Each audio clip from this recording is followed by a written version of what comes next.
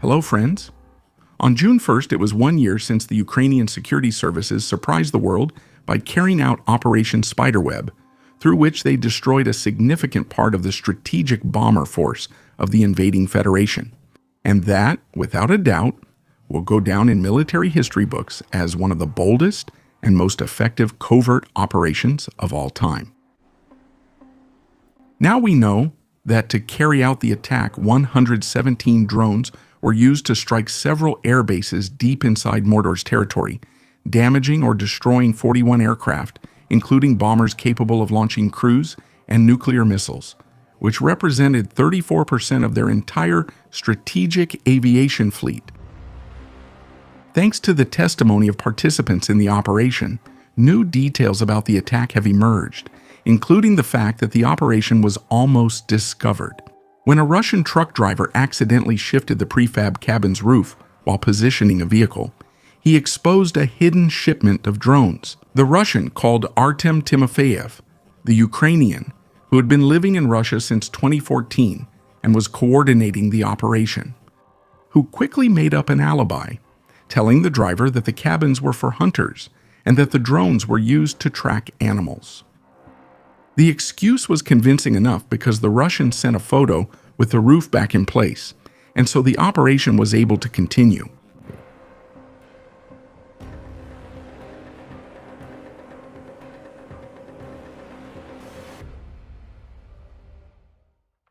Both the drones and the 8 launch cabins were sent to Russia by the ESA. SBU, through a complex transportation operation, took advantage of the fact that some Russian border customs agents were more interested in earning a few extra rubles under the table than in asking what those boxes and boxes of drone parts would be used for. Artem Timofeyev and his wife, Katerina, assembled the drone components in a workshop in Chelyabinsk, not far from a district office of the Russian Internal Security Service. The cabins were equipped with solar panels and batteries to keep the Mosquitoes charged, and the drones were fitted with communication devices for their control from Kiev. Artem also created a logistics company, hired drivers who were completely unaware of the special cargo they were transporting. After the attack, Russian security forces added the pair of Ukrainian agents to Mordor's most wanted list. But a few days before the active phase of the operation, the couple left for Kazakhstan under the pretext of a tourist trip, taking with them only the essentials, including their cat and their dog. The Mosquitoes were successfully transported near the bases, hidden in the prefabricated cabins, and were released remotely, causing estimated damages of $7 billion. The operation showed that Kiev did have some cards to play before the negotiations that would take place in Istanbul, delivering a dramatic blow that stunned not only Mordor, but the rest of the world as well. A daring operation for which we hope to see a sequel soon. Here we see the epic detonation of a Buyan-class Z that was delivering ammunition to the second-line positions of the Horde on the Kharkiv front. The procedure was carried out by the Mosquito operators of the Rubaka unit, belonging to the 77th Air Assault Brigade. Since I know that all of you are very concerned about the health of the invaders who were traveling on this mission, I've decided they must be fine. With just a few minor bruises, don't worry. This explains why there are never many Russian bodies in casualty exchanges.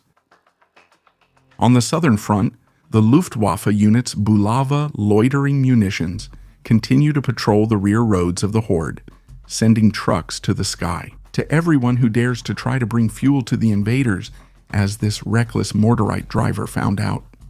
The campaign to block the logistical routes is in full operation, and the fuel shortage keeps increasing. Also, let's remember that there's a cumulative effect, because replacing each destroyed truck takes time, and it's not free. In this other attack, we can clearly see how Ivan the trucker quickly abandons the vehicle once it's hit by one of the Bulava munitions, although it could also be a Ram 2.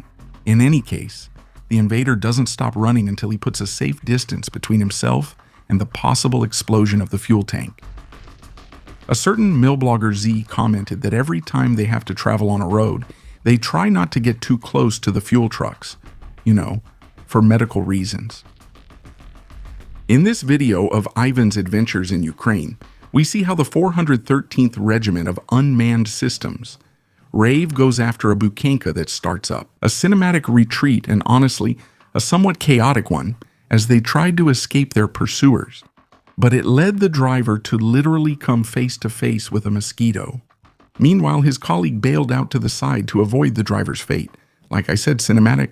How could it not be? In today's video, we at least have one clip showing how Mosquito operators from the IC subunit neutralized a BM-21 Grad multiple rocket launcher system belonging to the Horde, fully loaded with ammunition, which was hidden in a reinforced agricultural hangar.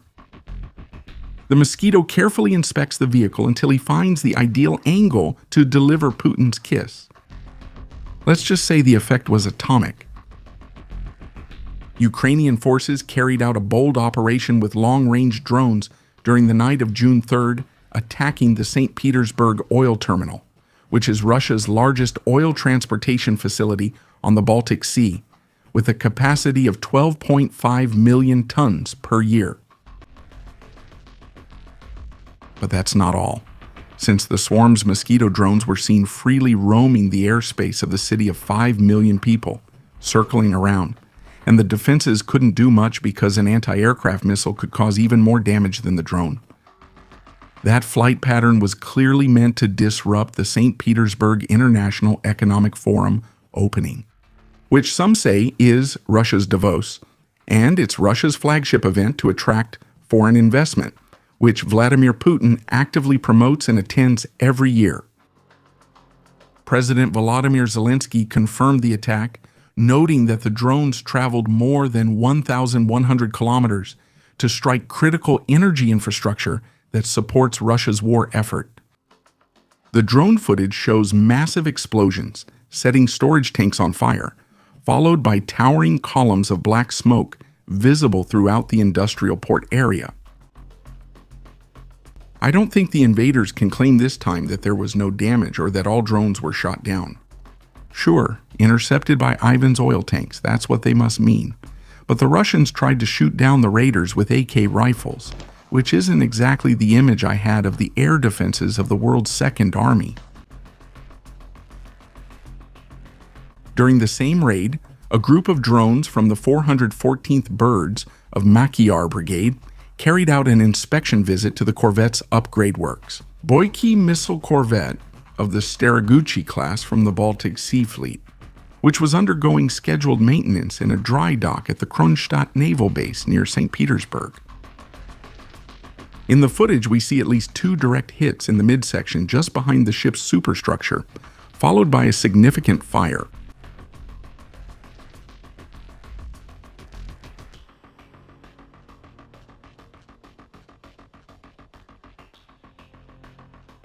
Subsequent satellite images confirm the presence of smoke, active fire, damage to the superstructure, collapse of the main mast, and damage to the radars. Russian firefighters used water cannons to put out the fire, something the ship's electronics probably didn't appreciate.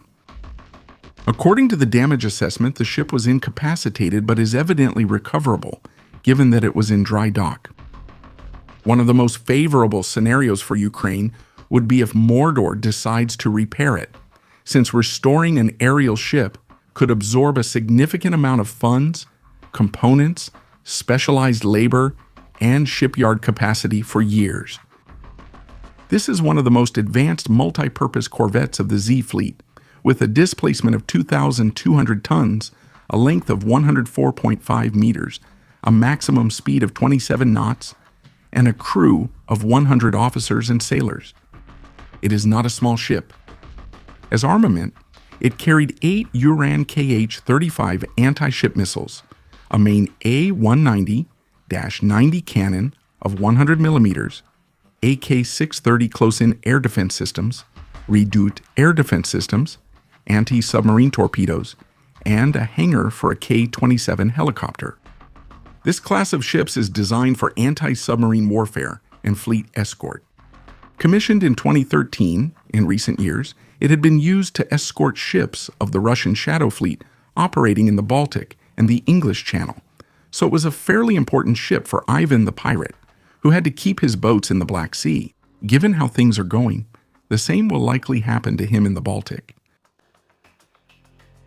Also on the naval front, the Ukrainian Special Operations Service commemorated the Day of the Special Operations Forces by publishing a secret recording of the attack by their Mosquito raiders against the Russian gun corvette Grad of the Buyan-class on October 4, 2025, which was hit by multiple FP2 type raiders, leaving it severely damaged. The attack took place at dawn on Lake Onega, Republic of Karelia, about 980,000 kilometers from the nearest Ukrainian border.